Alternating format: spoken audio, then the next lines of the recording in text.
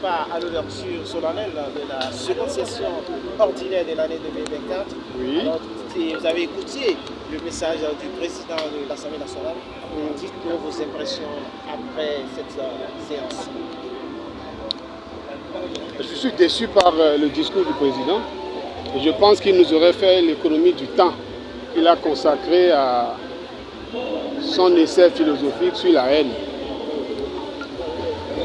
Je suis même tenté qu'il n'est pas propriétaire de ce message. Il n'est pas propriétaire de ce message.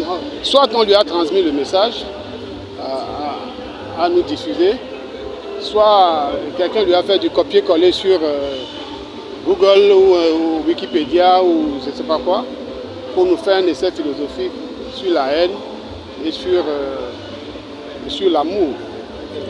En vérité, personne ne sait de quoi il parle. Personne ne sait les éléments qui le motivent à évoquer une certaine haine, un besoin d'amour, etc.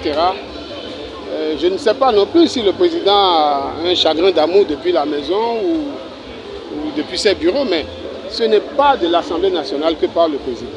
Et ce n'est pas la tribune de l'Assemblée nationale qui doit servir à faire de telles réflexions, un tel discours. Nous n'en avons pas besoin. Ce qu'il dit est contre la réalité au sein du Parlement. Si le président fait allusion à des critiques qui sont faites à l'action gouvernementale, il est passé à côté de la plaque. S'il fait allusion à des critiques qui sont faites de sa gestion de l'Assemblée nationale, là encore, il est passé à côté de la plaque. Et si ce n'est pas ça, s'il parle des histoires entre le président de la République et son ami, là encore, il est passé à côté de la plaque. Ce n'est pas ici. Donc je pense que le président, vraiment, il aurait dû nous faire économie de tout le temps qu'il a consacré à son essai philosophique, qui du reste nous a embrouillés. On ne sait pas ce qu'il faut en retenir.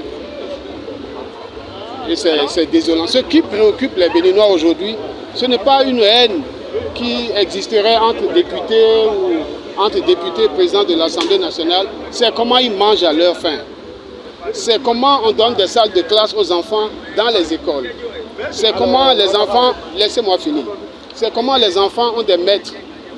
C'est comment les enfants ont des agents de santé et les parents ont des agents de santé pour les soigner. C'est comment ils ont les moyens pour acheter des médicaments. C'est le sens de notre présence ici au Parlement.